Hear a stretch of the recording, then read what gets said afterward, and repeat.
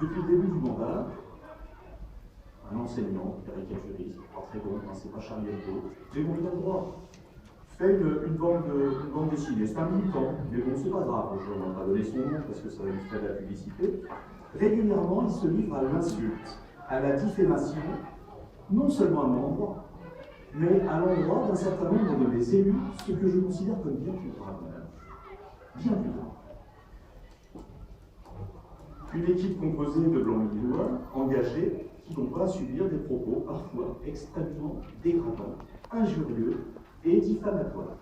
C'est bien de cela qu'il s'agit. On a le droit de tout dire, on a le droit de s'opposer, je vous le disais tout à l'heure, moi-même je l'ai fait à une époque, mais n'empêche qu'il y a des limites à ne pas les passer.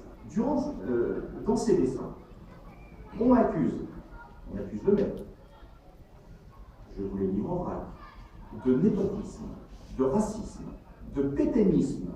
On me compare à Kim Jong-il, l'ancien dictateur de la Corée du Nord, à Staline, ce qui est un peu plus surprenant. On me traite de menteur, de voleur. On compare mon principal collaborateur à un chien, un toutou. On insinue à propos d'un adjoint qu'il ne peut pas être cultivé sous prétexte qu'il a été sportif de haut niveau. On est allé jusqu'à se moquer d'une élue de la République, de mon équipe, à cause de son poids. C'est inacceptable. Nous sommes des êtres humains, nous avons des familles, nous avons des parents, nous avons des enfants. Lorsque l'on est élu de la République, on n'a pas davantage de droits que les autres, mais on n'a pas moins de droits que les autres. En tout cas, on a le droit au respect. Notre dignité mérite d'être protégée, autant que la dignité de n'importe lequel des êtres humains et des habitants de la ville. Permettez-moi de vous dire que je me battrai jusqu'au bout de mes forces pour permettre aux dessinateurs, quels qu'ils soient, de continuer à faire leur travail. Personnellement, je suis client, Bernard Enchaîné, Charlie Hebdo et tout ça. Ça me fait marrer partout. C'est pas le cas de tout le monde, mais moi j'avais vu Charlie Hebdo avant qu'on en parle. Ok, bon, voilà, on a ce comme n'importe qui dans cette salle, j'ai été révolté par les événements du mois de janvier. Les caricatures sont nécessaires à notre société, à notre démocratie, même lorsqu'elles blessent ou qu'elles dérangent. C'est un point fondamental sur lequel je ne transigerai pas. Mais la caricature, ça ne peut pas être la forme déguisée de l'insulte, de la diffamation, qui sont, je le rappelle, condamnés par la loi, et on va vous le montrer rapidement. Lorsque des militants politiques distribuent ces caricatures, comme des tracts, les placent dans les boîtes aux lettres en période électorale, c'est bien la preuve que les caricatures en question ont d'abord vocation à désinformer, à diffamer et à insulter, et cela ne peut être toléré dans un état de droit. Voilà les explications que je souhaitais vous donner. Qui est pour l'adoption de ce mémoire? Pardon? Très bien. Monsieur Gay. Non, je suis peut-être d'accord ou pas de ce que vous venez de dire, il y a du tri à faire, mais juste propre. Véritablement, c'est ce que vous dites. Vous êtes maire. Non, je suis rarement envoyé, vous êtes beaucoup plus que moi. Vous êtes maire. Vous êtes un personnage public. Et je crois que dans toute démocratie, notamment dans notre démocratie locale, il est bon, dans un climat serein. Je passe. Oui, le respect, ça va des deux côtés, je l'ai déjà dit. Quand on demande le respect, il faut savoir l'imposer. Et en tant que premier magistrat de la ville, c'est à lui de rassembler. C'est à vous de rassembler, monsieur le maire. Vous n'avez pas été élu par 50,2 ou 3%. Vous avez été élu, même à 7. Mais bientôt en cover, peut-être, bientôt en cover. Je vous passerai le couronne de laurier, on fait des scores staliniens, mais restons sérieux. Restons sérieux. Vous avez à rassembler toute la ville. Vous êtes maire de l'ensemble de la ville, même de celles et ceux. Vous vous rendez compte de me dire là, avec un score stalinien pour à chaque fois. Et à chaque fois que vous attaquez, autant vous taisez, qui seront aussi bien, qui répondent à vos droits, etc. Merci, monsieur Ranquet, de cette belle intervention. Non, mais tu as parlé de Staline, monsieur le maire, je rigolais. C'est pas moi, c'est le caricaturiste. Voilà, bon, allez, passons. C'est pas ça le but. vous avez à rassembler. Et je pense que, là aussi, parfois, avec le bon ton, parfois, c'est vrai, de se faire critiquer. Mais la critique doit rester juste. Sur la deuxième chose, c'est une chose fondamentale. On attaque la liberté de la presse et la question de la liberté de caricaturer. Qu'est-ce que l'art de la caricature? Je ne reviens pas sur Charles Dickens. Qu'est-ce que l'art de la caricature?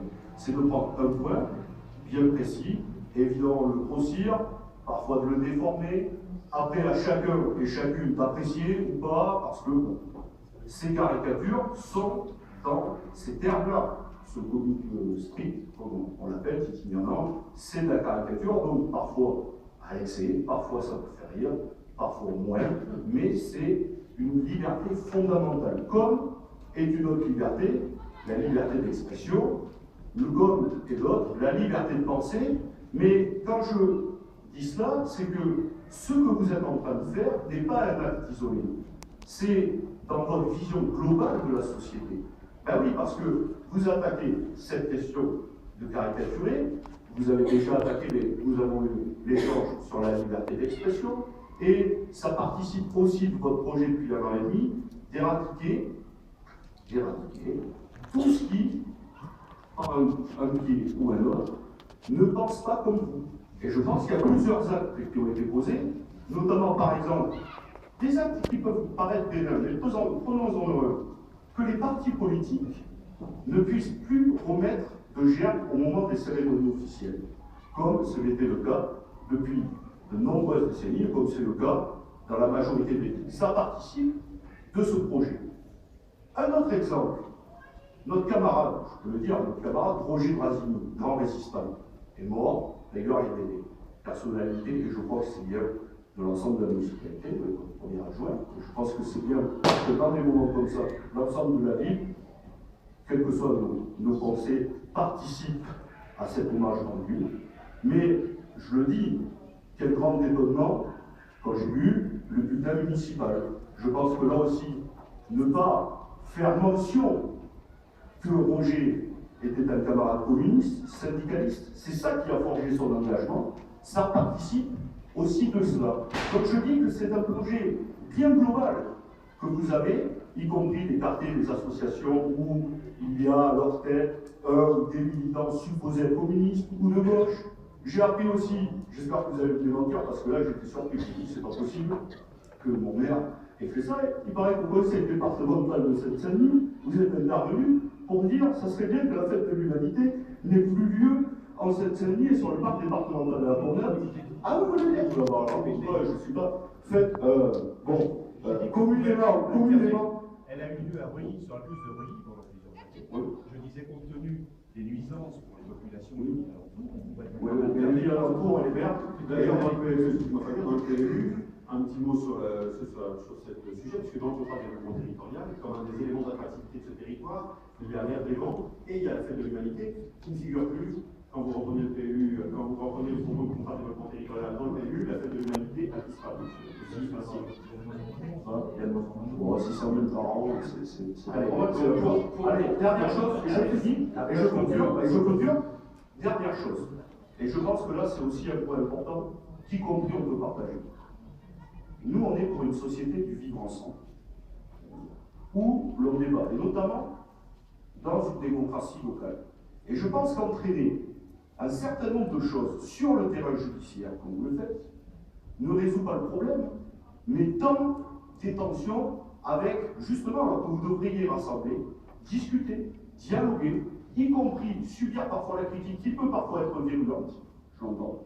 Elle doit rester dans les normes de la loi, elle doit rester dans les normes. Mais parfois elle peut être virulente parce que c'est comme ça, on s'entend. Mais c'est ça aussi cet affrontement des fois qui fait bouger les choses. Et je pense que d'entraîner les choses sur le terrain judiciaire comme vous le faites ne va pas participer à apaiser certaines tensions, mais plutôt à les atteindre.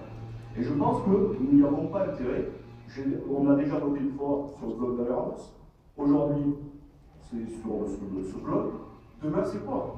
Est-ce que nous allons régler toutes nos discussions, y compris nos débats politiques sur le terrain judiciaire? Je crois que ce n'était pas une bonne voie pour toutes et tous ici. Monsieur Gay, la réponse est simple. On a le droit de s'opposer. On a le droit d'être un peu véhément. On n'a pas le droit de diffamer.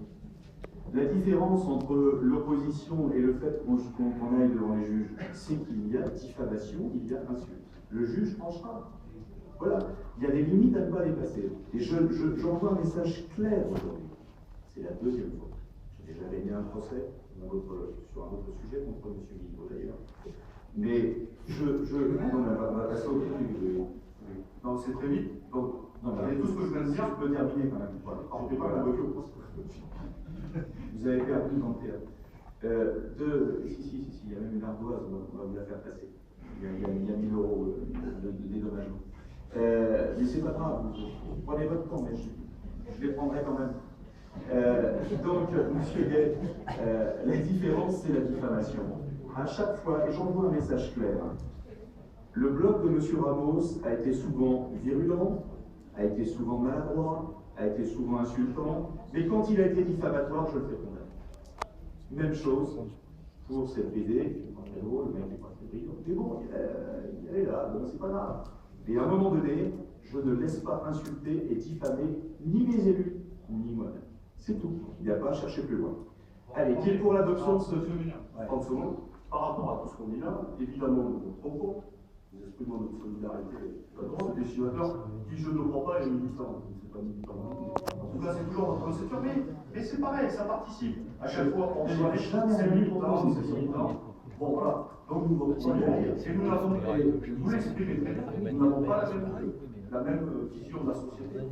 Vous êtes restrictif sur la question de liberté. Je suis restrictif sur le droit de diffamer, oui, ça c'est clair. Allez, qui est pour l'adoption de ce mémoire?